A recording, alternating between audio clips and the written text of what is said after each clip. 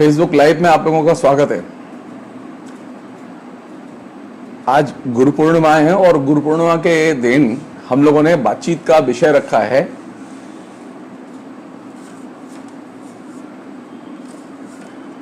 गुरु किसे कहते हैं।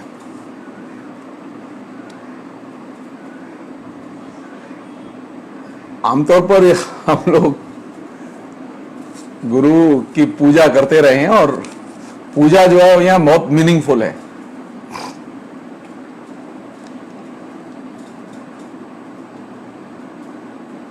लेकिन आज की बातचीत में कुछ पर्सनल होगा, कुछ सामाजिक होगा, दोनों ही चीजें होंगी मिलके। मेरी मुश्किल यह है कि मेरे पास में बहुत ज्यादा गुरुओं के अनुभव तो नहीं है, लेकिन जो कुछ थोड़ा बहुत सीखा है मैंने प्राइमरी से लेके एमए तक, और यहां तक के अपने दीक्षा गुरु से भी।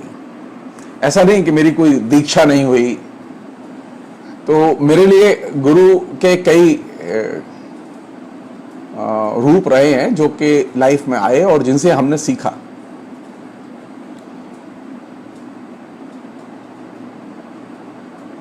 मसलन बचपन में मेरे एक शिक्षक थे परमानंद शर्मा, जिनके घर में क्लास 2 से पढ़ने जाता था और क्लास 5 तक उन्होंने पढ़ाया मुझे। बेहद ईमानदार, बहुत ही बढ़िया आदमी। और वो जवाहरलाल नेहरू विद्यालय एक मथुरा में मेरे घर के पास ही एक सतगढ़ा नाम की गली है, उसमें था। उसमें हम पढ़ते थे। उसमें और भी शिक्षक थे, उसमें एक मुस्लिम शिक्षक भी थे, उसमें 4 हिंदू शिक्षक भी थे। तो संयोग की बात है कि बचपन में ही हिंदू मुस्लिम दोनों ही किस्म के शिक्षकों से शिक्षा का आनंद मिला। और जाति कंपोजिशन देखें तो उसमें सभी तरह के लोग थे।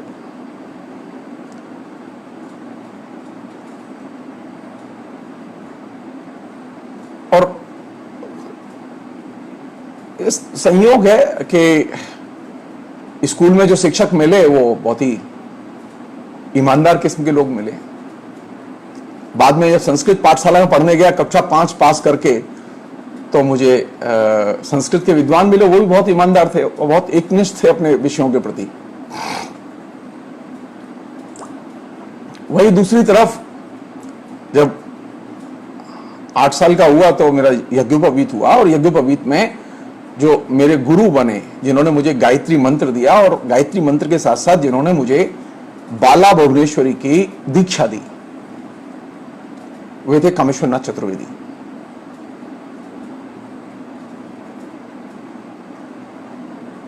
जवाहरलाल नेहरू विश्वविद्यालय आया तो वहां संयोग से पढ़ने का मौका मिला। पहले पढ़ने का मौका मिला किनसे?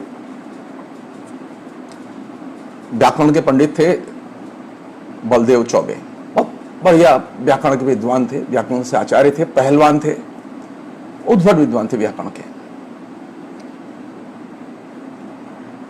दूसरे वेद के बहुत बड़े विद्वान थे लालन कृष्ण पांड्या। तीसरे जो विद्वान थे जिन्होंने कि मुझे बड़े पैमाने पर बड़े लंबे समय तक पढ़ाया, वो थे शंकर प्रसाद उपाध्याय, जो कि सिद्धांत ज्योतिष के बहुत बड़े विद्वान थे। और दर्शन के विद्वान थे सवल किशोर पाठक, जो कि उस माथुर चतुर्वेदी संस्कृत महाविद्यालय के प्रिंसिपल भी थे। और संस्कृत साहित्य के जो विद्वान थे वो थे 2 लोग जिनसे मुझे पढ़ने का मौका मिला, बनमाली शास्त्री और कृष्णचंद्र चतुर्वेदी। लालन कृष्ण पंड्या जी के माथुर चतुर्वेदी महाविद्यालय से मुक्त होने के बाद जब वो दिल्ली चले आए लाल बहादुर शास्त्री संस्कृत विद्यापीठ में प्रोफेसर होकर, अयोध्यानाथ चतुर्वेदी ने मुझे पढ़ाया। और हिंदी के जो शिक्षक थे, जो कि सबसे इंटरेस्टिंग फैक्टर है, वो थे मथुरा चतुर्वेदी, जो कि आरएसएस के और बीजेपी के बहुत बड़े नेता थे मथुरा के। और मेरे जीवन में राजनीतिक चस्का जिसे कहें, अभिरुचि पैदा करने में मथुरा चतुर्वेदी बहुत बड़ी भूमिका रही है। उन्होंने कभी मुझे आरएसएस का साहित्य पढ़ने को नहीं दिया, लेकिन बहुत अच्छे शिक्षक थे, बहुत ही ईमानदार आदमी थे।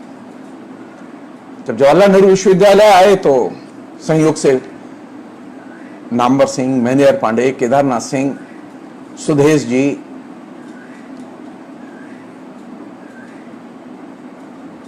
मोहम्मद हसन, असलम साहब, मोहम्मद हसन और असलम साहब से उर्दू पढ़ने का मौका मिला। और बाकी जो हिंदी के शिक्षक थे, उसमें एक सेमेस्टर तक उदय प्रकाश और देवेंद्र कौशिक, इन लोगों ने पढ़ाया। और एक और शिक्षक जिन्होंने पढ़ाया हुए थे नमीचंद जैन। सो मेरे पास में शिक्षकों की ले देके ये एक छोटी सी सूची है जिनसे कि मैंने शिक्षा ग्रहण की।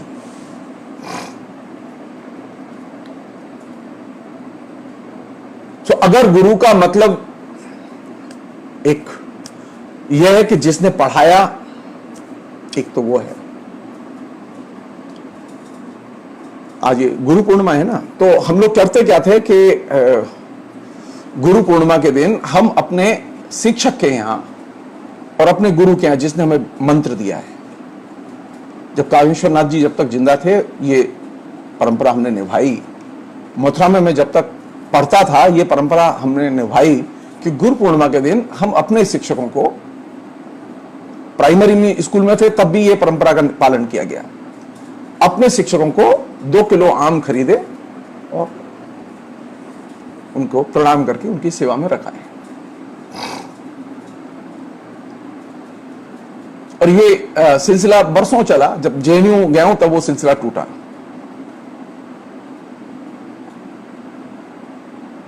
इस सिलसिले का एक अपना एक अलग ही आनंद है। अब कोई विद्यार्थी गुरु पूर्णिमा पर अपने गुरु के पास नहीं जाता, मैं नहीं जानता। हां, मुझे कलकत्ता में पढ़ाते हुए ये जरूर प्रिविलेज था कि मेरे कुछ विद्यार्थी गुरु पूर्णिमा के दिन जरूर मिलने आते थे।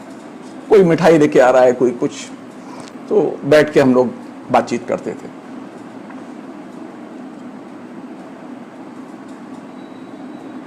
गुरु पूर्णिमा का मेरे लिए खास मीनिंग है। और मैं जब कह रहा हूं कि मीनिंग है, तो मैं उसे रियल सेंस में फील करता हूं। अभी तक हुआ यह है कि हमने, अरे आप दुर्गाष्टमी मनाते हैं, रामनवमी मनाते हैं, आप परशुराम जयंती मनाते हैं, है ना,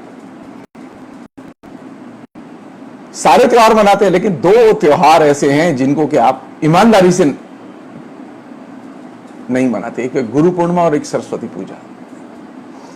अगर इसका पालन सचमुच में किया होता हमने और अपने बच्चों को सिखाया होता, तो परिस्थितियां कुछ और होती, कुछ और होती।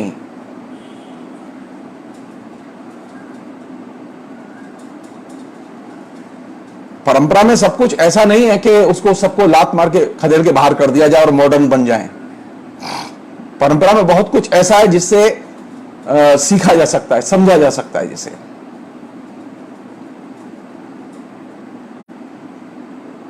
गुरु पूर्णिमा का मतलब यह है कि आप अपनी स्मृति और स्मृति के संरक्षकों की यादों में लौटें।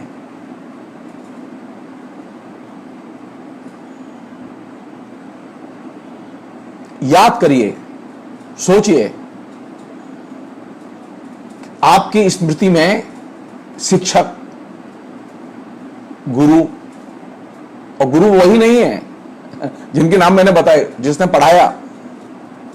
मेरी धारणा यह है कि गुरु कोई भी हो सकता है। और जब मैं शिक्षक हो गया, अब तो मैं गुरु हो गया खुद, तो मेरे सबसे अच्छे गुरु कौन थे? मेरे विद्यार्थी। अभी भी रिकॉर्ड है ये कि मेरे विद्यार्थी जब भी फोन करते हैं तो कुछ ना कुछ नई बात बोल के चले जाते हैं। तो मुझे सबसे ज्यादा सीखने को किन से मिलता है? जो मेरे छात्र हैं, छात्राएं हैं। और ये मैं दिल बहलाने के लिए नहीं कह रहा हूं, मैं सचमुच में इस चीज को मानता हूं कि एक शिक्षक के सबसे अच्छे शिक्षक उसके छात्र होते हैं। एक शिक्षक, एक गुरु सबसे अधिक अपने शिष्यों के बीच में बैठ के सीखता है।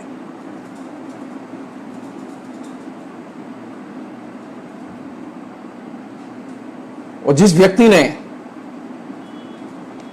जिस शिक्षक ने, जिस गुरु ने अपने शिष्यों से सीखना बंद कर दिया, आप समझ लीजिए कि वो अब गुरघंटाल के मार्ग पर चला गया।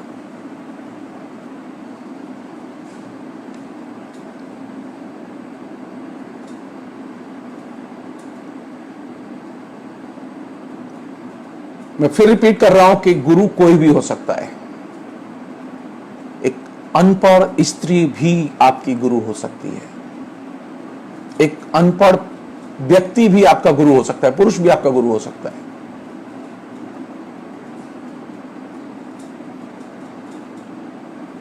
ऐसे अनेक लोग हैं जीवन में जो विश्वविद्यालय नहीं गए, जो कभी कॉलेज नहीं गए, लेकिन जिनसे सीखने का मौका मिला।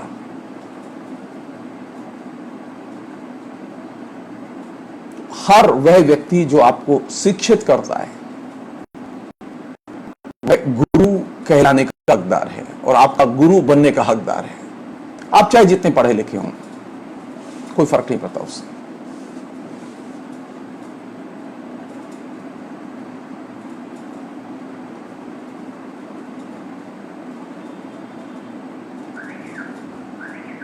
एक अच्छे गुरु के साथ में जो आप सीख सकते हैं, वो क्या चीज सीख सकते हैं? सिर्फ एक चीज, एक भावना, एक मनोदशा अपने अंदर हम लोग रखें तो सीख सकते हैं कि सीखने के लिए अभी सारी जिंदगी पड़ी है। जब भी कुछ पता चल जाए,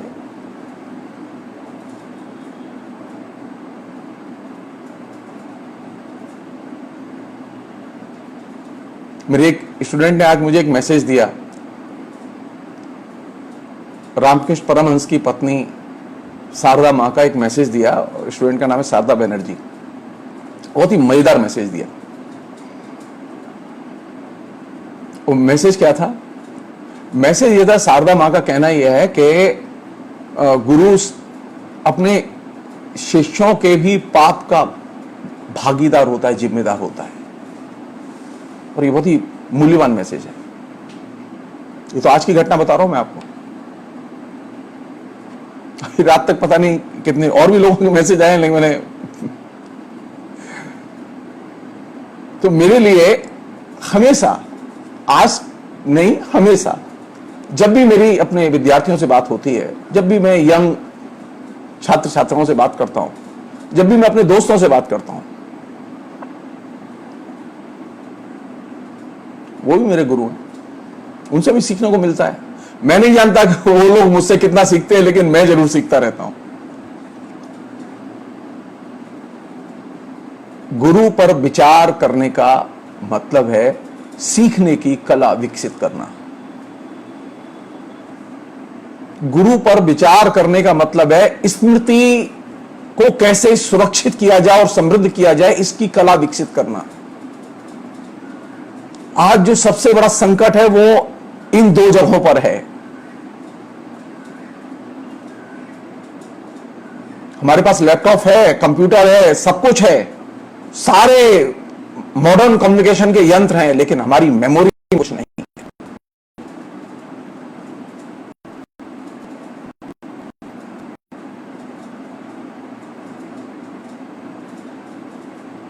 तो कहां से प्रवेश करें? क्या देता है हमें गुरु? मैं स्वभाव से नास्तिक हूं, लेकिन आचरण मेरे सारे आस्तिकों जैसे हैं। मैं पूजा भी करता हूं। जो मेरे शिक्षक ने, जो मेरे गुरु ने मुझे दिया था, मैं आज भी उसकी पूजा करता हूं। मैं इसे छुपाता नहीं हूं। मैं जेल में पढ़ता था तब भी नहीं छुपाता था। जब मैं मार्क्सवादी कम्युनिस्ट पार्टी का मेंबर था तब भी नहीं छुपाता था इस बात को, क्योंकि मेरे लिए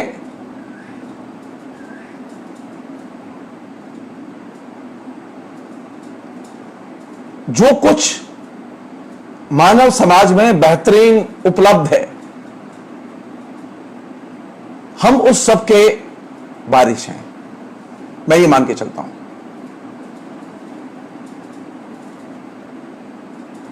मैंने कभी भी इस चीज को नजर से ओझल नहीं होने दिया।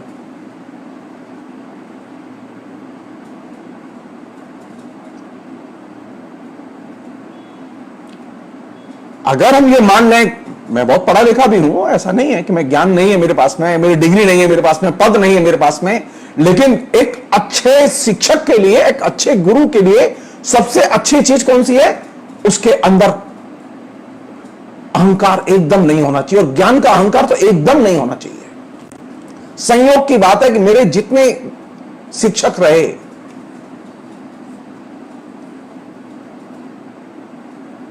वो उनमें अधिकतर लोग अहंकार से एकदम रहित थे।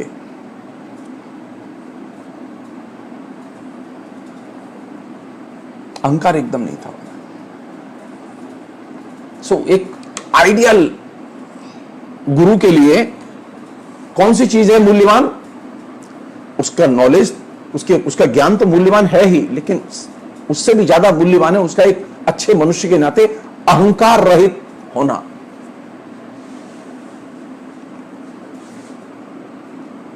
और जो चीज वो एक तरह से सीमेंट की तरह वो आपके पूरे लाइफ में काम देती है, वो चीज है कि वह कैसे आपकी स्मृति को समृद्ध करे। जब भी याद आए तो आपको कोई न कोई नई चीज, कोई न कोई पुरानी बात आपकी मेमोरी से निकल के आए। मुझे याद नहीं है कि कभी भी मेरी अपने शिक्षकों से जब भी मुलाकात हुई, वो चाहे केदारनाथ सिंह हो, चाहे वो मैनेजर पांडे हो, चाहे वो नामवर सिंह हो, कभी ऐसा नहीं हुआ कि मुझे कुछ मिला ना हो। नौकरी नहीं मिली मैं नौकरी नहीं मिला मैं उनसे कभी। मेरे शिक्षक कह सकते हैं इस बात को कि मैं नौकरी के लिए उनसे कभी नहीं मिला। मेरे लिए गुरु का मतलब है कि वह ज्ञान का प्रतीक है। मुझे उससे ज्ञान चाहिए।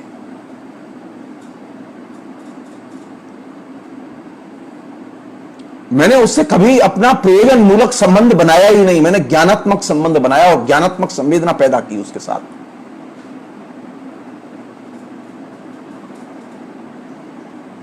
गुरु शिष्य के बीच के रिलेशन में ज्ञानात्मक संबंध और ज्ञानात्मक संवेदना बहुत महत्वपूर्ण होती है। और जब आपके बीच में ज्ञानात्मक संबंध और ज्ञानात्मक संवेदनाएं होंगी तो आप जो गुरु शिष्य का रिश्ता बनाएंगे वो बहुत ही क्रिटिकल और संश्लिष्ट और बहुत ही जटिलताओं से भरा होगा।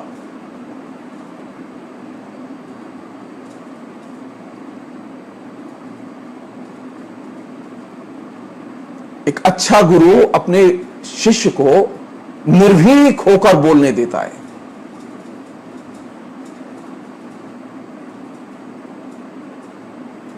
मुझे याद है अच्छी तरह से, जवाहरलाल नेहरू विश्वविद्यालय में जब छात्र राजनीति कर रहा था और जब मातृ चतुर्वेद संस्कृत महाविद्यालय में छात्र राजनीति कर रहा था मथुरा में,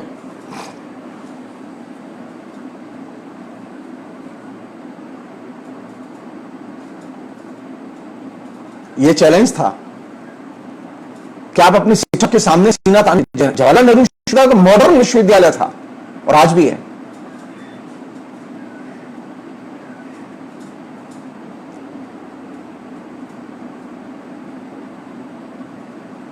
कभी ऐसा नहीं हुआ कि पब्लिक मंच पर अपने शिक्षकों से असहमत होने की जरूरत जब महसूस की तो हमने अपनी असहमति दर्ज न की हो, और बहुत ही सम्मान के साथ उनके चैम्बर में, एकेडमिक काउंसिल की मीटिंग में, बोर्ड ऑफ स्टडीज की मीटिंग में आंदोलन के दौरान, सेमिनार के दौरान कभी संबंध खराब नहीं हुए।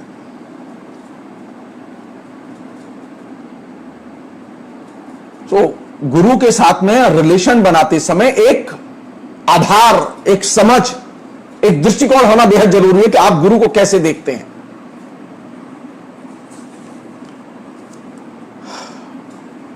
तो गुरु एक है, उसके रूप अनेक हैं।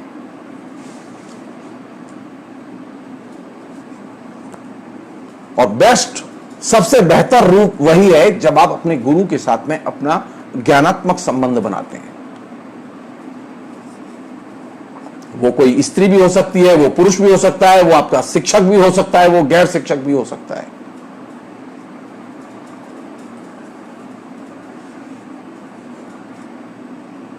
मेरे यहां जो महिला काम करती थी, जिसने कि 20 साल मुझे खाना खिलाया अपने हाथ से बना के, वो संयोग से दलित महिला थी, एकदम अनपढ़ थी, बंगाली थी, कभी पढ़ने नहीं गई वो महिला।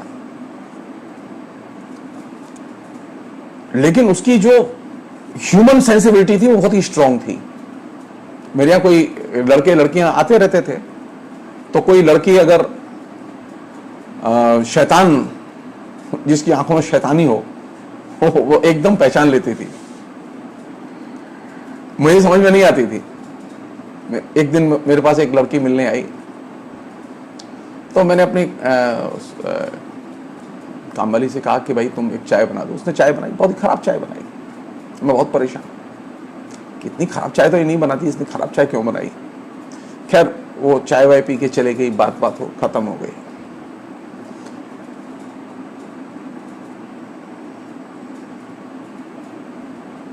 शाम को जब वो आई नौकरानी, तो मैंने उससे पूछा कि तुमने इतनी खराब चाय क्यों बनाई आज।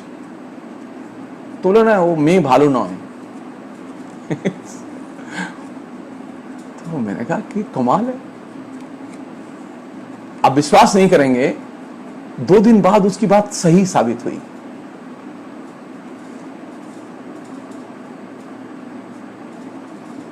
मैं उसकी बात को कभी इग्नोर नहीं करता था। मैं कभी भी ये नहीं सोचता था कि वो गलत इंटेंशन से बोल रही है। हमेशा उसकी बात को मैं वजन देता था, क्योंकि उसके पास जीवन का बहुत गाढ़ा अनुभव था। वो लेकिन अशिक्षित थी, लेकिन जीवन संबंधों के बारे में वो एकदम, मुझसे अगर पूछें तो मेरी मार्गदर्शक थी। मैं बहुत सारी चीजें नहीं जानता था व्यावहारिक जिंदगी की।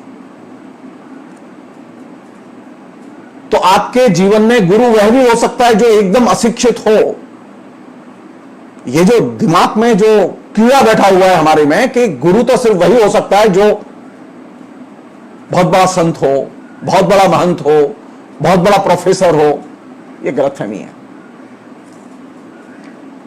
कोई भी साधारण व्यक्ति भी आपके जीवन में गुरु हो सकता है, जिससे आपको कुछ भी सीखने को मिले, वो आपका गुरु है।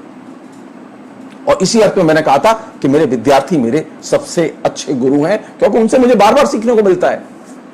हर बार मुझे कोई प्रॉब्लम होती है, मैं सीधे पूछ लेता हूं, तो वो ठीक मुझे जवाब मिल जाते हैं अपने छात्रों से। तो वो मेरे गुरु हुए कि नहीं हुए। आज भी इंटरनेट संबंधी बहुत सारी जटिलताओं के समाधान कौन देता है मुझे? मेरे छात्र देते हैं, वो ज्यादा अच्छा जानते हैं।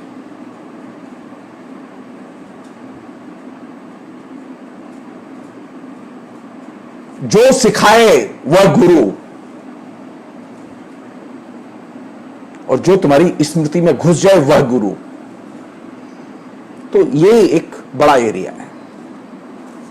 अब एक अलग पहलू है जिस पर कि मैं आपका ध्यान खींचना चाहता हूं इसके बहाने, बहुत ही मजेदार है। वो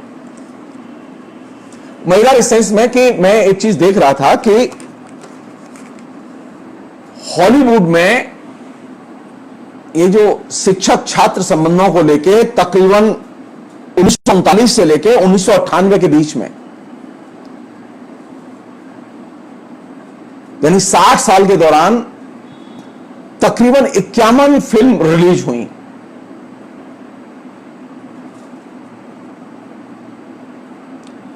लेकिन इन सभी में, अधिकतर फिल्मों में जो छात्र थे और शिक्षक थे, वो ज्यादातर श्वेत,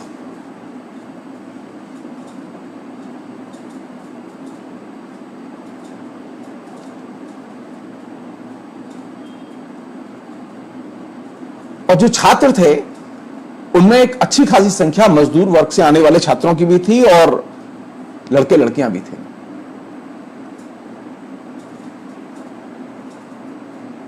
लेकिन फिल्मों में जो आउटलुक था वो आउटलुक बहुत डिस्टर्बिंग था।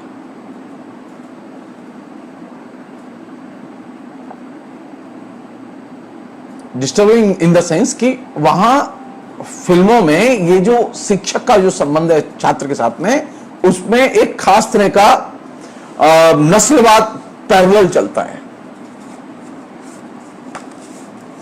इसके विपरीत कुछ बेहतर फिल्में जो मुझे याद हैं, और इधर मैंने आज थोड़ा सा कोशिश की कि एक बार रिकलेक्ट करूं आपसे बातचीत करते समय, तो बहुत ही इंटरेस्टिंग है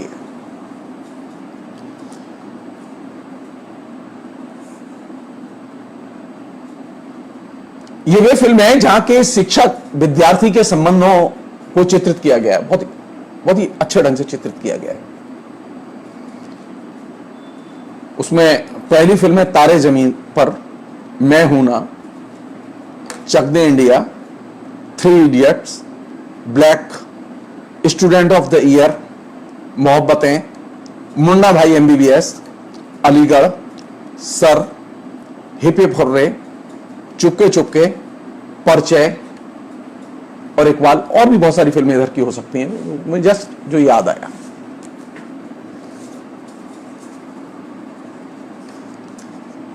ये फिल्मों का नाम मैं क्यों ले रहा हूं? क्योंकि फिल्में आप लोग देखते हैं,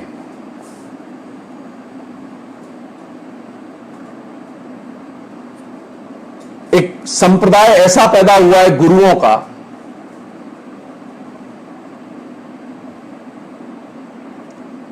जो चेतना के स्तर पर अंधविश्वास पैदा करता है, विवेकहीनता पैदा करता है और एक खास किस्म का अवजात्यवाद पैदा करता है।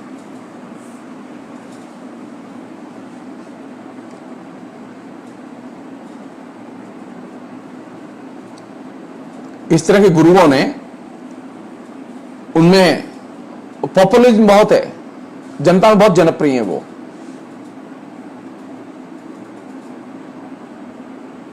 मैं नाम नहीं लेना चाहता क्योंकि मैं किसी का अपमान करना मेरा लक्ष्य नहीं है।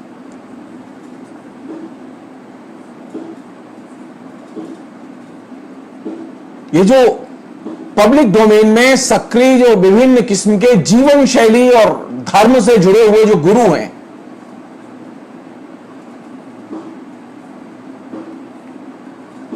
वे जब प्रतिगामी मूल्यों और प्रतिगामी राजनीति के अंग के तौर पर काम करने लगे समाज में, तो समाज की बड़ी क्षति करते हैं। गुरुओं की भूमिका यह नहीं होनी चाहिए, संतों की भूमिका यह नहीं होनी चाहिए।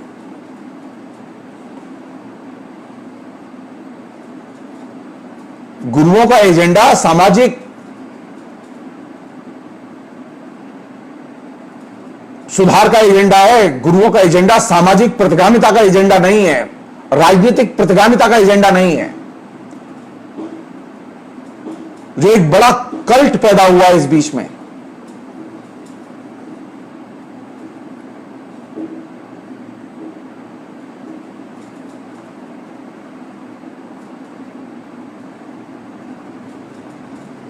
उस कल्ट को अंडरस्टिमेट करके नहीं देखना चाहिए, क्योंकि उसने हिंदुस्तान के मतलब अजीब किस्म की स्थिति है ये गुरुओं के नाम पर। बहुत ही सुसंगत ढंग से डिवीजन ऑफ लेबर है इनके बीच में। मसलन कुछ गुरु ऐसे हैं जिनका की जनाधार है एकदम ग्रामीण लोगों में, अशिक्षितों में, दलितों में, बड़े पैमाने पर बड़ा मोबिलाइजेशन है उनका।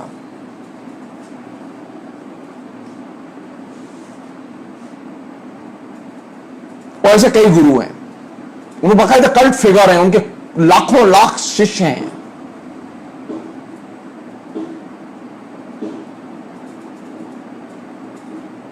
दूसरा जो वर्ग है, जो जिसमें के शिक्षित एलीट क्लास आता है, उसके भी गुरु हैं। जो तमाम किस्म की जीवन शैली से लेकर और दूसरे लोगों के प्रयोगों की चर्चा करते रहते हैं, कर रहे हैं।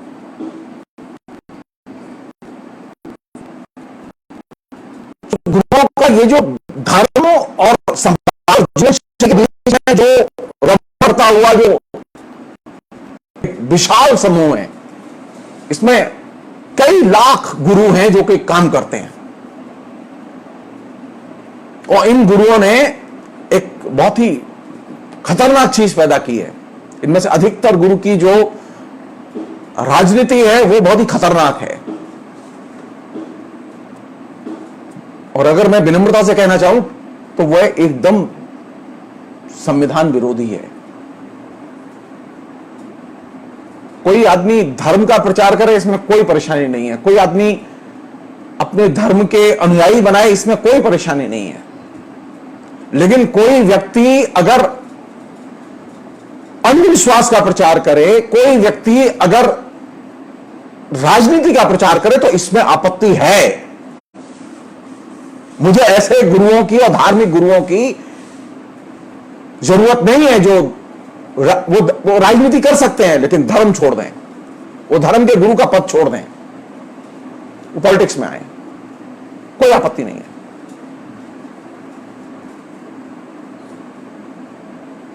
आज की डेट में हमारा देश, हमारा समाज, हमारा पूरे का पूरा सामाजिक सांस्कृतिक जीवन संविधान से संचालित और निर्देशित होना चाहिए। संविधान हमारा मार्गदर्शक है। मैं ये किसी भी गुरु को यह हक नहीं दे सकता कि वो संविधान का उल्लंघन करे। संविधान मुझे यह परमिशन नहीं देता, किसी भी गुरु को परमिशन नहीं देता, किसी धर्माधिकारी को यह परमिशन नहीं देता, किसी धर्म के आचार्य को परमिशन नहीं देता, चाहे वो उसके नाम के साथ कितने भी श्री लगे हो, चाहे कितने योगी लगे हो, चाहे उसके करोड़ों अनुयायी हो। मैं साफ कह रहा हूं कि हम संविधान के अनुसार हम ये परमिशन नहीं दे सकते कि कोई गुरु धर्म की आड़ में राजनीति करे, वो चाहे जैसी राजनीति हो।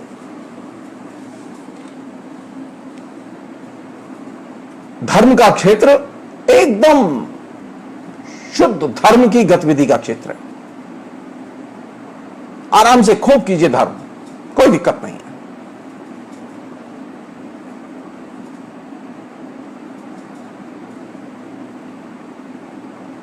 तो भारत में सबसे जो दुखद पहलू जो विकसित हुआ बड़े पैमाने पर, वो ये कि धर्म के प्रयोजन मूलक एस्पेक्ट्स को लेकर जो विभिन्न संरचनाएं समाज में बनी, सैकड़ों लोगों का एक तरह से नेटवर्क पैदा हुआ और इसने समाज को आगे ले जाने की बजाय और पीछे की तरफ फेंका।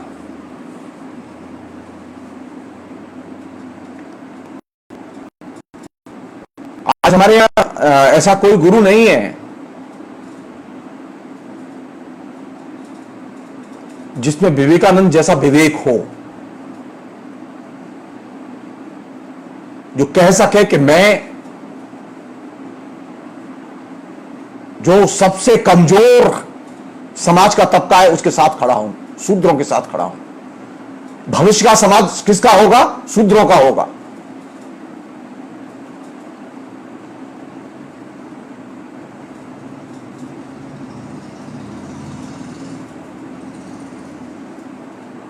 तो ये जो प्रयोजन मूलक जो गुरुओं का नेटवर्क जो पैदा हुआ है, और वो हर राज्य में, हर नेशनलिटी में है।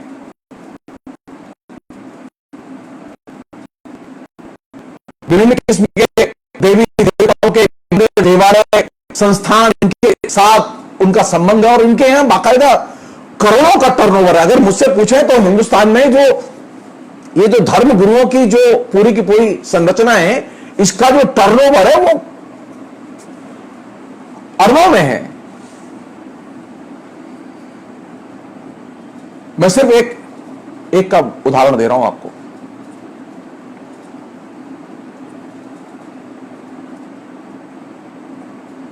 श्री श्री रविशंकर का जो एनुअल टर्नओवर है वो एक समय में तकरीबन 700 करोड़ रुपया आंका गया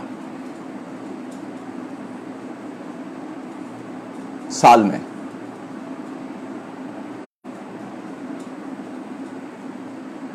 और ऐसे हर जगह लोग हैं। तो मेरी ये मतलब गुरु पूर्णिमा पर तमाम गुरुओं से ये अपील है कि वे गुरुवाई करें, धर्म करें, धर्म का खूब प्रचार करें, कोई दिक्कत नहीं है, लेकिन धर्म की आड़ में और धर्म के साथ राजनीति न करें।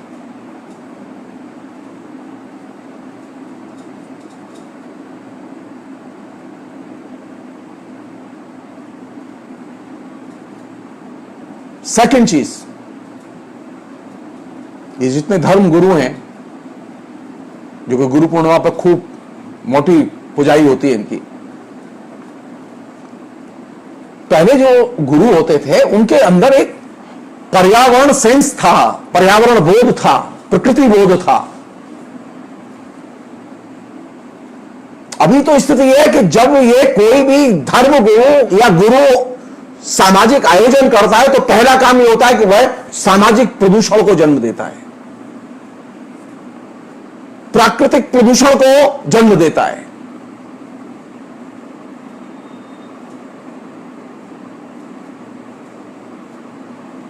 तो एक नया संकट है ये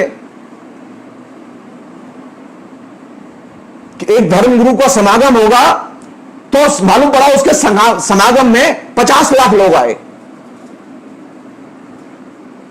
छोटा सा शहर, मैं जिस शहर से आता हूं मथुरा से, उस शहर में एक जमाना था बाबा जय गुरुदेव की रैली होती थी जिस दिन उसने वो साल में एक दिन, और उस रैली में कम से कम 20-30 लाख लोग आते थे। अब आप सोचिए एक छोटा सा शहर जिसकी टोटल पॉपुलेशन 2.5-3 लाख की है, वहां अगर एक साथ 30 लाख लोग आएंगे तो उस शहर की क्या स्थिति होगी? यमुना में प्रदूषण की क्या स्थिति होगी?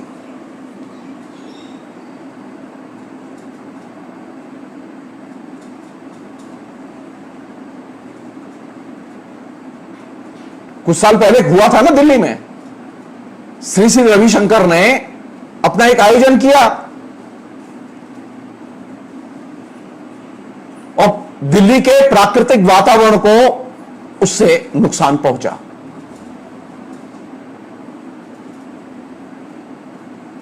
हमें इस पहलू पर ध्यान देना ही होगा कि हम अगर सचमुच में गुरु हैं, पहले जो गुरु होते थे, ऋषि होते थे, उपदेशक होते थे, शिक्षक होते थे, उनके अंदर एक प्रकृति प्रेम, प्रकृति बोध, प्रकृति संरक्षण, पर्यावरण बोध, उनकी एक बहुत बड़ी शक्ति थी।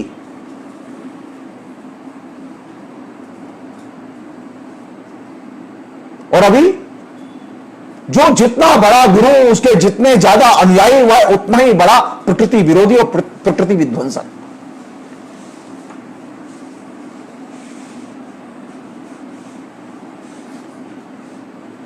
मैं फिर कह रहा हूं, मुझे उनके धर्म से कोई आपत्ति नहीं है, वो चाहे जिस धर्म का प्रचार करें, चाहे जैसे विचारों का प्रचार करें, मुझे कोई आपत्ति नहीं है। लेकिन मुझे आपत्ति है,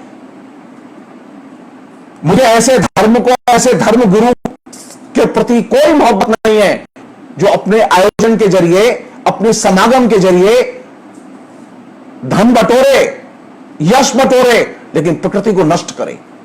मुझे कोई मोहब्बत नहीं उससे। तो गुरु पूर्णिमा पर कम से कम ये तो हम सोचें कि जो गुरु और उनका नेटवर्क पूरे देश में पैदा हुआ है, वो प्रकृति प्रेमी है या प्रकृति विरोधी है। तो अगर आप पाएंगे तो एक बड़ी संख्या में जो ये जो भीड़ पैदा हुई है, हर राज्य में है, हर जिले में है। थर्ड चीज, और जो और भी ज्यादा महत्वपूर्ण है, धर्म के अगर आप गुरु हैं और गुरु पूर्णिमा पर आपकी पूजा होती है,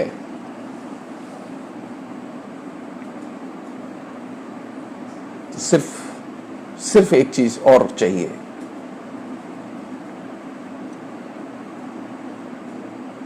ये अवैध संपत्ति अर्जन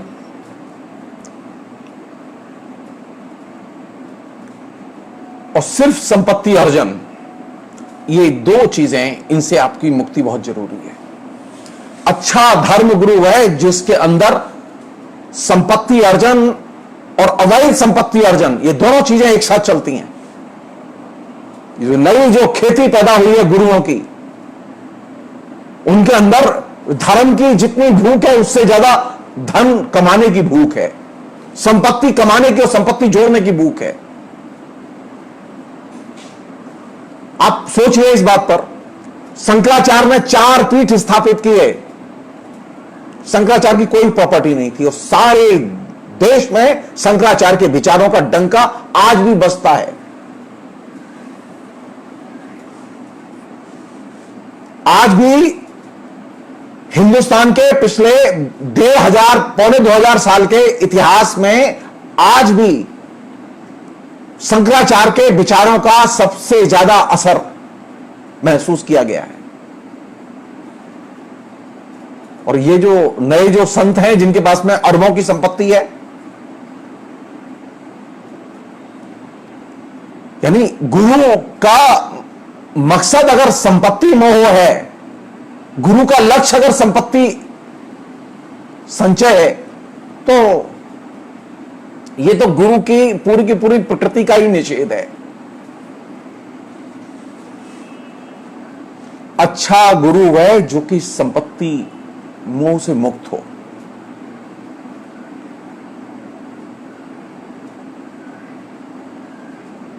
अगर आपने संपत्ति मोह पाल लिया तो आप अच्छे गुरु नहीं बन सकते, वो चाहे आप धार्मिक गुरु हो चाहे एकेडमिक गुरु हो। अगर आपने संपत्ति मोह पैदा कर लिया और संपत्ति मोह के जरिए जीना शुरू कर दिया तो आप अच्छे गुरु नहीं बन सकते। सो एक नया एरिया, ये डिबेट का एरिया है। और ये एरिया क्यों जरूरी है? क्यों जरूरी है? क्योंकि एक प्रयोजन मूलक बुद्धि, प्रयोजन मूलक शिक्षा, ये बीमारी सबसे पहले संपत्ति मोह की गुरुओं में बीमारी पहले धर्म में आई, धर्म से फिर शिक्षा में आई और अब वो जीवन का एक अनिवार्य हिस्सा बन गई है। और जो चीज धर्म में पैदा हुई उसने पहले शिक्षा को प्रभावित किया और अब वह निजी प्राइवेट एजुकेशन तक एक्सपेंशन उसका हो चुका है। ज्ञान के जरिए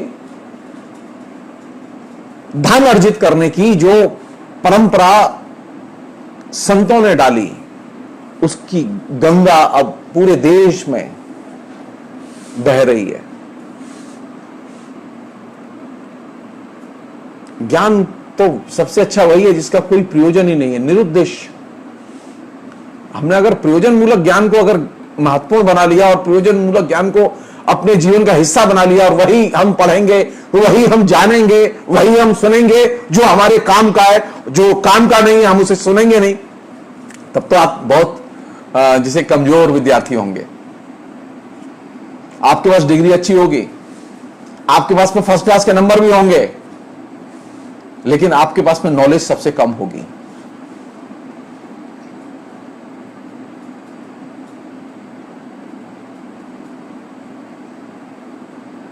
गुरु का काम है ज्ञान के उत्पादन और पुनरुत्पादन की प्रक्रिया को अबाधित ढंग से बनाए रखना। वो धर्म के क्षेत्र में भी है, वो शिक्षा के क्षेत्र में भी है, वो जीवन के क्षेत्र में भी है। लेकिन अगर ज्ञान के उत्पादन को हमने अगर सिर्फ मांग पूर्ति के आधार पर तय करना शुरू कर दिया, जो कि अब एक कल्चर है, वो कल्चर क्या है? अब कल्चर ये है कि अब हमारे सामने जो संकट है वो ये है कि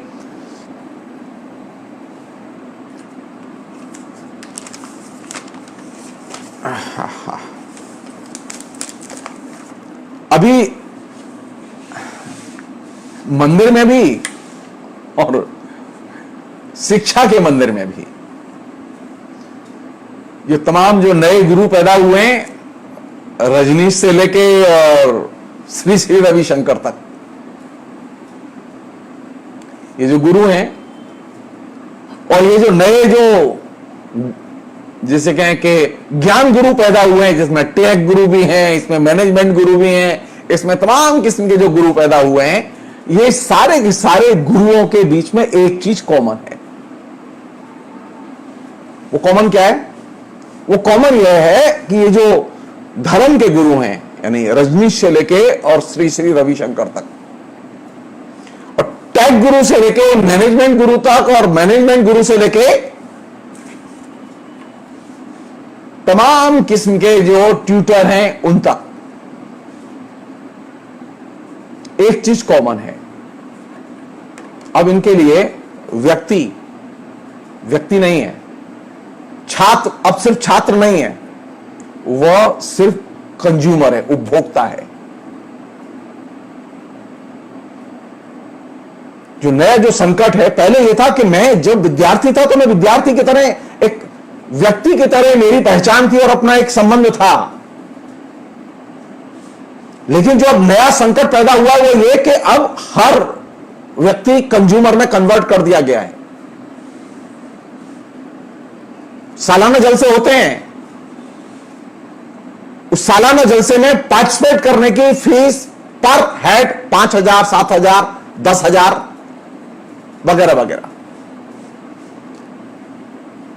और एक एक जलसे में शामिल होने वालों की संख्या 5,000, 10,000, 20,000, 30,000। तो टर्नओवर तो होगा।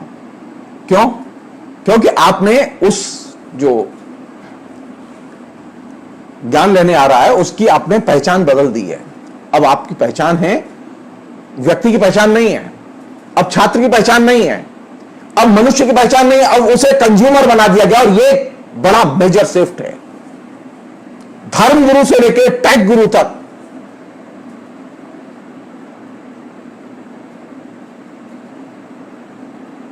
अब हर एक के लिए जो विद्यार्थी है वो क्या है? उपभोक्ता। और विद्यार्थी और शिक्षक के बीच में, चाहे वो मैनेजमेंट के संस्थान में पढ़ता हो, चाहे वो जवाहरलाल नेहरू विश्वविद्यालय में पढ़ता हो, या वो और दूसरी जगह पढ़ता हो, ये जो विश्व व्यापार संगठन है ना, गैट, जिसके जरिए समझौते हुए सारे, अब विश्व व्यापार संगठन के तहत गैट के जो नए जो पॉलिसी फ्रेमवर्क है जिसमें कि हम लोग अब काम कर रहे हैं, उसके तहत अब शिक्षा भी सेवा क्षेत्र का हिस्सा है।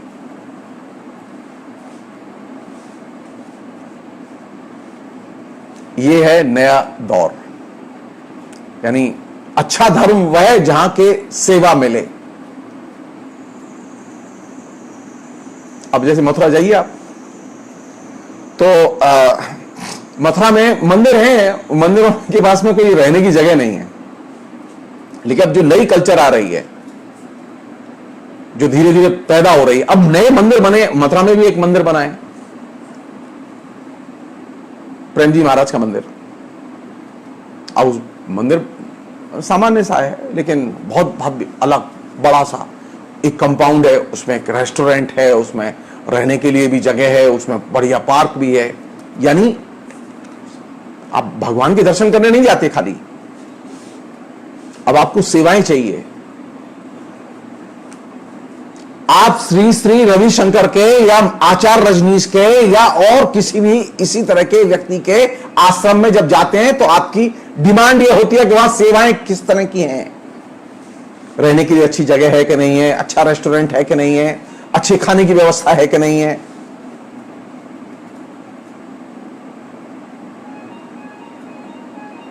धर्म से लेकर शिक्षा तक अब हर चीज सेवा सेक्टर में डाल दी गई है। अब वो सेवा का क्षेत्र है।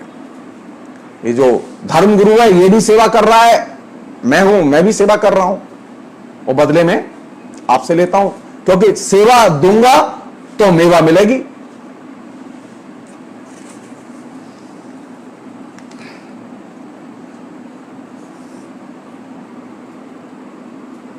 तो जब आप सेवा देंगे तो सेवा किसके हिसाब से देंगे? बाजार की जरूरत के हिसाब से, कंज्यूमर की जरूरत के हिसाब से।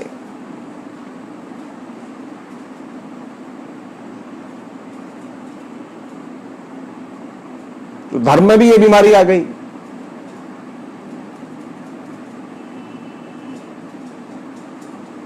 फ्री में दर्शन नहीं होते। आप जाइए, फ्री में दर्शन होंगे, दूर से टाइम लगेगा ज्यादा, दर्शन पे भी अब पैसे लगते हैं। सबसे पहले शुरू किसने किया? ये सबसे पहले शुरू किया भारत सरकार के संरक्षण में। ये काम शुरू हुआ तिरुपति बालाजी में। सबसे ज्यादा अर्निंग वाला मंदिर है वो।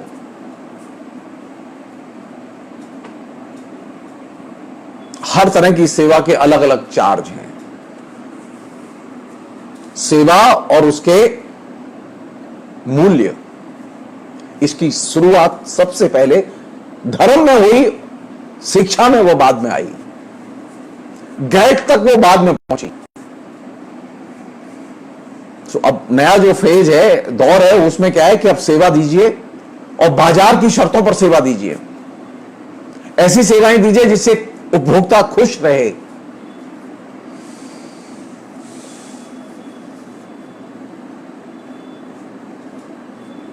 तो अब शिक्षक क्या करेगा और गुरु क्या करेगा?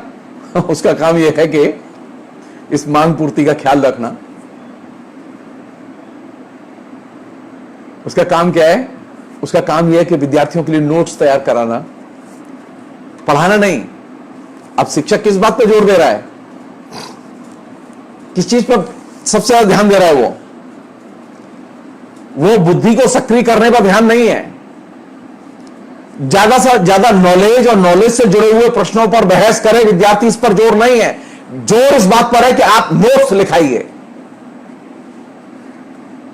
आप पूछिए जो शिक्षक अभी इस बीच में लॉकडाउन के दौरान जिन्होंने अभी व्हाट्सएप के जरिए पढ़ाई की है, उनसे पूछिए, वो पढ़ाएं भी और साथ साथ नोट्स भी सप्लाई दें। ये नई कल्चर जो कॉलेजों में आई है, जो विश्वविद्यालयों में आई है, जो नीचे आई है, सो लगातार एक कोशिश हो रही है कि एक शिक्षक का मतलब क्या है? जो अच्छे नोट्स तैयार करे। मैं जब पढ़ा रहा था तो मेरे पढ़ाते पढ़ाते ही ये बीमारी आ चुकी थी, मेरे विश्वविद्यालय में भी आ चुकी थी।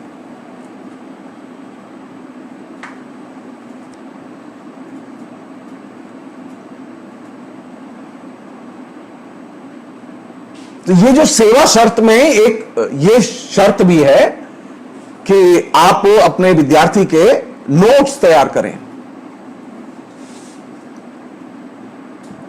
और जब जाहिर है नोट्स तैयार करने होंगे और पढ़ाई का फिर तरीका क्या होगा? वो एकदम स्टीरियोटाइप, उसमें कोई क्रिएटिविटी नहीं होगी। और जब आप स्टीरियोटाइप पढ़ाएंगे और स्टीरियोटाइप नोट्स लेंगे और स्टीरियोटाइप उत्तर देंगे, तो हर चीज अब स्टीरियोटाइप रूप में जाएगी, तो आपकी इमेज क्या होगी? सबसे अच्छे शिक्षक और सबसे ज्यादा कमाने वाले शिक्षक वे हैं जो नोट्स तैयार करते हैं। अब वे शिक्षक अच्छे शिक्षक नहीं माने जाते जो मन से पढ़ाते हैं, मौलिक पढ़ाते हैं।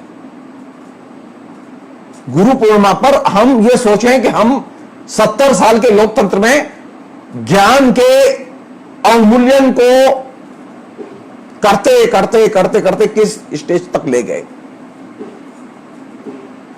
लॉकडाउन पीरियड में जो अभी जो ऑनलाइन क्लासेस हुई हैं, जवाहरलाल नेहरू विश्वविद्यालय में रिकॉर्ड था वहां के विद्यार्थियों का कि जब क्लासेस होती थी तो 98% से अधिक विद्यार्थी रेगुलर क्लास करते थे, बिना किसी अटेंडेंस के क्लास करते थे। लेकिन अभी लॉकडाउन पीरियड में जो ऑनलाइन क्लास हुई है उसमें 40% से ऊपर विद्यार्थी क्लास ही अटेंड नहीं कर रहे थे।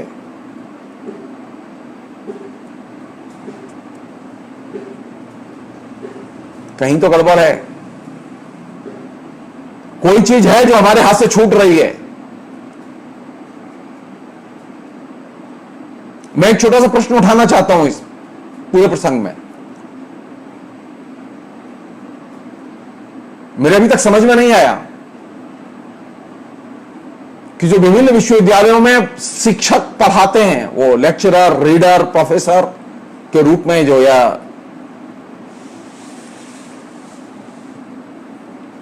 अरे प्रत्येक विश्वविद्यालय या कॉलेज की अपनी वेबसाइट बना के उनके लेक्चर्स को अपलोड करने में क्या परेशानी थी? क्यों नहीं उसे संरक्षित एक ज्ञान कोश के तौर पर तैयार किया गया?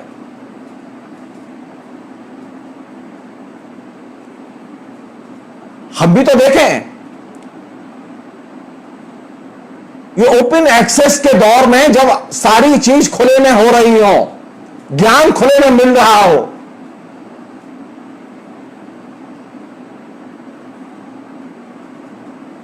मार्च, अप्रैल, मई, जून, जुलाई, 5 महीने से यह शिक्षक घर में है। इसने क्लासेस भी लिए, ऐसा नहीं क्लास नहीं लिए। तो फिर ये क्लासेस जो है पब्लिक स्क्रूटनी के लिए पब्लिक डोमेन में क्यों नहीं रहेंगी? कभी भी कोई विद्यार्थी सुन ले, पढ़ ले, देख ले, इसे भविष्य में भी काम देंगी।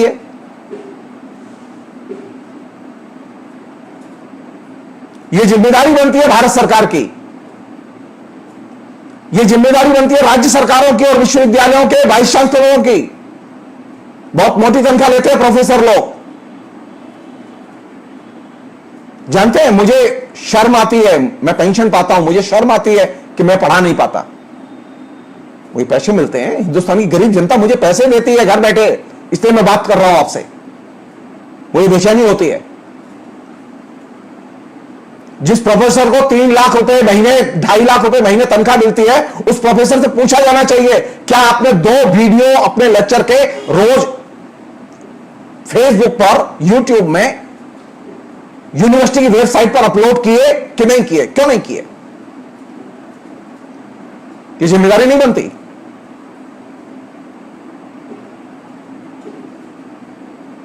विश्वविद्यालय में पढ़ाने वाला प्रोफेसर हिंदुस्तान के हर राजनेता के चरणों में बैठा रहेगा,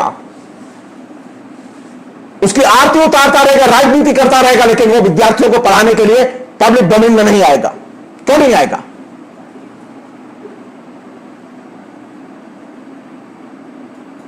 ये दिल्ली विश्वविद्यालय के शिक्षक, जवाहरलाल नेहरू विश्वविद्यालय के शिक्षक, बीएचयू के शिक्षक, ये जो राजनीति के सिरमौर हैं,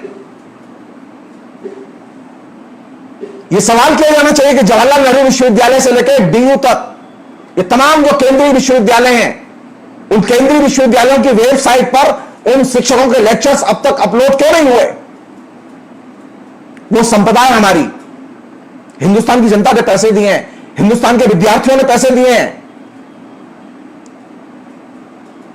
हर शिक्षक का यह दायित्व बनता है कि वो प्रतिदिन 2 अपने सब्जेक्ट से जुड़े हुए लेक्चर्स अपलोड करे।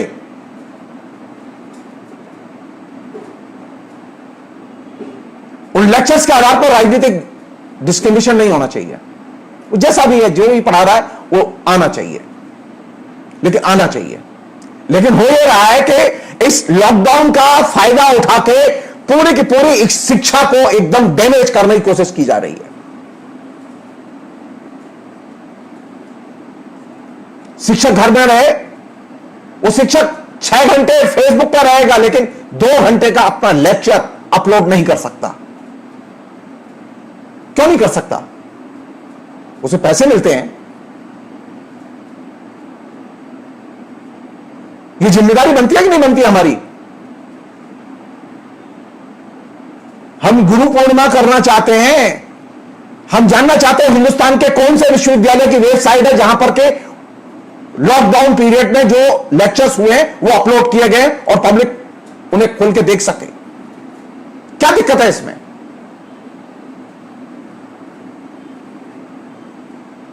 मैं नहीं कह रहा हूं कि जो शिक्षक घर में हैं वो हरामखोर हैं, मैं नहीं कहना चाहता। वो जरूर मेहनत कर रहे हैं, काम करते हैं, निश्चित तौर पर वो उनके पास प्रतिभा है, लेकिन विश्वविद्यालय को उनकी प्रतिभा को एकदम बाहर लाना चाहिए। केंद्र और राज्य सरकारों की यह जिम्मेदारी है कि वे इसे कोऑर्डिनेट करें।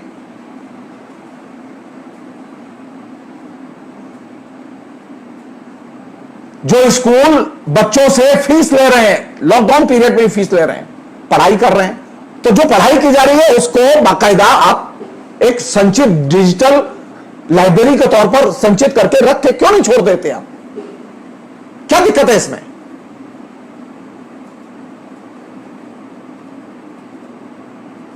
मैंने शुरू में ये बात कही थी, अच्छा गुरु कौन? जो स्मृति के संरक्षण में मदद करे। मुझे ऐसे शिक्षक पसंद हैं जो स्मृति के संरक्षण में विश्वास करते हैं, जो अपने कहे के संरक्षण में विश्वास करते हैं। अरे आप मेहनत करते हैं, आप 4, 5, 6 घंटे तैयार करके आप एक नोट्स तैयार करते हैं, आप क्लास लेते हैं, तो उस क्लास को अपलोड करने में क्या परेशानी है?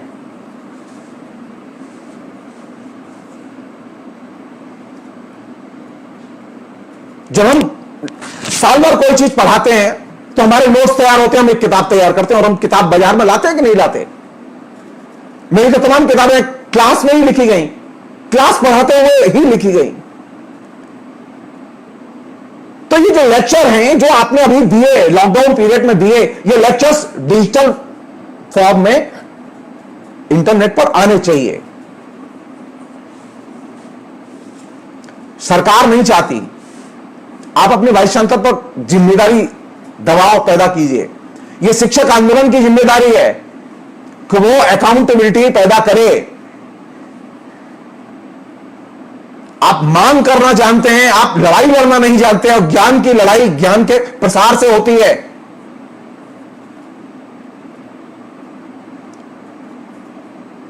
जो मौजूदा सरकार है वो ज्ञान का प्रसार नहीं चाहती, वो चाहती है ज्ञान का संकुचन हो, और आप उसके संकुचन में मदद कर रहे हैं। ज्ञान का जितना प्रसार होगा, शिक्षक की ताकत का उतना ही प्रसार होगा।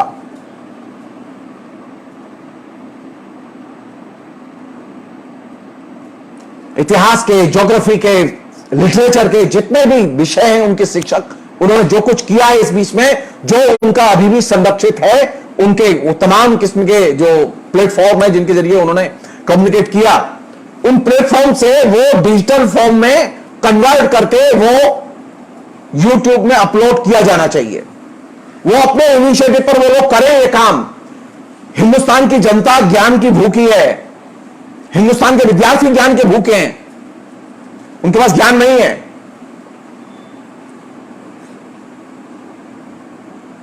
ये हमारी जिम्मेदारी बनती है। अगर हम चाहते हैं कि गुरु पूर्णिमा को हम बेहतर ढंग से सेलिब्रेट करें, तो हम इस स्टीरियोटाइप से कि नहीं, हमसे कहा गया था, हमने क्लास ले ली, लेकिन अब हमारी ये रुचि नहीं है कि ये पब्लिक डोमेन में जाए। क्यों नहीं है? बिल्कुल जाएगी वो। इसके आधार पर आपका कोई राजनीतिक मूल्यांकन नहीं होगा, वो जाना चाहिए। आपने अच्छा बुरा जैसा भी पढ़ाया वो रहना चाहिए। अरे आपने जो भी पढ़ाया वो आपके विद्यार्थी तो जानते हैं, दूसरे लोग भी जान लेंगे तो क्या परेशानी? क्योंकि दूसरे लोग आपको जानते भी हैं, जो आपको व्यक्तिगत तौर पर जानते हैं वो ये भी जानते हैं कि आप पढ़ाने में कैसे होंगे। इसलिए आप जैसे भी हो, ये हमारे लिए लज्जा की बात नहीं है। अब मैं जैसे अंग्रेजी नहीं जानता तो नहीं जानता, इसमें लज्जा की क्या बात है इसमें? लेकिन जो मैं जानता हूं वो तो जानता हूं, अच्छे से जानता हूं, तो उसे शेयर करने में एक अच्छे शिक्षक की, एक अच्छे गुरु की जो सबसे बड़ी बुनियादी भूमिका है वो क्या है कि वो ज्ञान के साझा, ज्ञान के संप्रसार और ज्ञान के प्रति एक आकर्षण और ललक पैदा करता है। आपने ये जो मांग पूर्ति के आधार पर जो रिलेशनशिप बनाई है, इसमें अब शिक्षक की कोई जगह ही नहीं है, गुरु की कोई जगह ही नहीं है, कोई इमेज में ही जगह नहीं है, कहीं कोई प्यार नहीं बचा शिक्षक छात्र के बीच में। क्योंकि विद्यार्थी जानता है मैं पैसे देता हूं और ये मेरे पैसे की वजह से ही पढ़ाते हैं। तो ये जो मानसिकता जो हमारी बनाई गई है कि विद्यार्थी को कंज्यूमर की तरह देखो और तुम सर्विस प्रोवाइडर की तरह भूमिका अदा करो। शिक्षक का काम, गुरु का काम सर्विस प्रोवाइडर का काम नहीं है। इस फ्रेमवर्क से निकलने की जरूरत है। ये कैपिटल ने ये फ्रेमवर्क दिया है हमें, ये जो गेट, जो नव्य आर्थिक उदारीकरण आया, उसने एक फ्रेमवर्क दिया है कि उसने गुरु को सर्विस प्रोवाइडर बना दिया है। और ये बहुत खतरनाक चीज है, बहुत खतरनाक चीज है। हम सर्विस प्रोवाइडर नहीं हैं, हम ज्ञान के संप्रसारक हैं।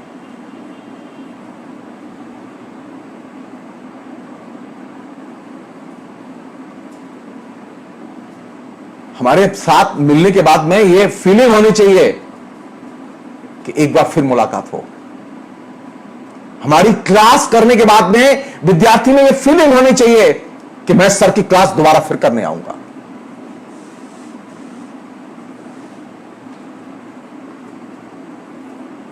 यानी अगर आप एक शिक्षक के नाते, एक अच्छे मनुष्य के नाते, अगर आप अपने विद्यार्थी के साथ में अपना रिलेशन, ह्यूमन रिलेशन, यानी जो आपका ज्ञान का संबंध है, या सर्विस प्रोवाइडर और कंज्यूमर के संबंध के तौर पर न देखें इसे, आप उसे भी मनुष्य समझें और यह मान के चलें कि आप जो उसे बता रहे हैं उसमें आप भी सीख रहे हैं।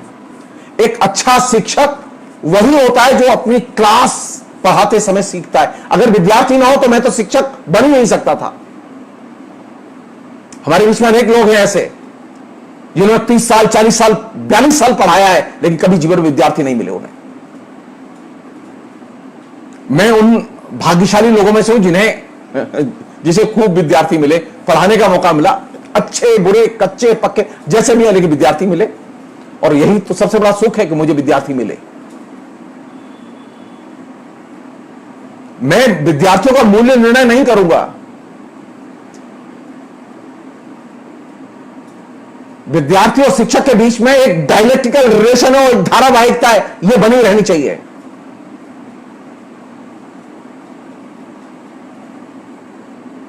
और यह धारावाहिकता यह है जो कि ज्ञान को पैदा करती है, ज्ञान के विमर्श और ज्ञान के प्रति आकर्षण को पैदा करती है।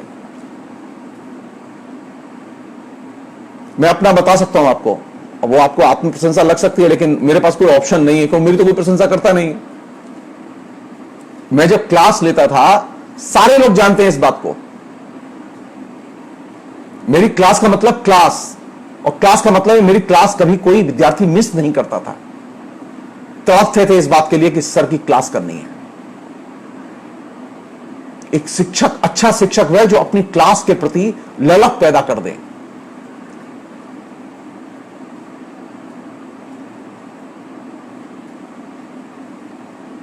अच्छा गुरु वह जो कि मिलने के लिए आप कभी भी, जब आपका इच्छा हो, आपको मिलने से उदार भाव की अनुभूति हो। बहुत सारे धर्म गुरु हैं, बहुत सारे लोग हैं, फीलिंग ही नहीं होती। अच्छा धर्म गुरु है जिसको मिलने का, जिसको तरंगें आती है, उदार तरंगें आपके मन में पैदा होती है कि यार आदमी बड़ा अच्छा है, मंदिर बहुत अच्छा है, ना भगवान की मूर्ति बड़ी अच्छी है, जो फील गुड। अच्छा गुरु है जो गुड फीलिंग पैदा करे, गुड ह्यूमन सेंस पैदा करे, गुड कम्युनिकेशन पैदा करे और गुड रिलेशन पैदा करे।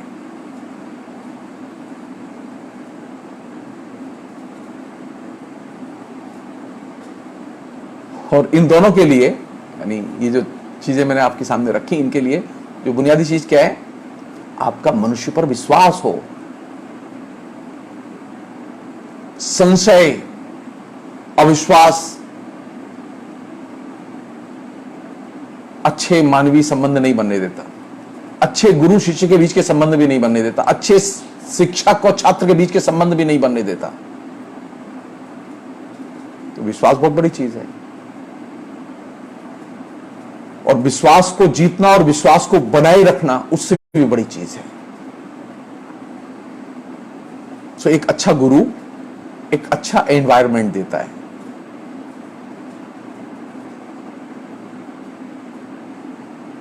एक अच्छा गुरु ज्ञान के प्रति आकर्षण पैदा करता है, और ज्ञान के प्रति जो आकर्षण है वो साधारण आकर्षण नहीं है, वो बिल्कुल एकदम ऐसा आकर्षण है जो कि फिर कभी जीवन में जाता नहीं है, जब एक बार आपके अंदर पैदा हो गया तो।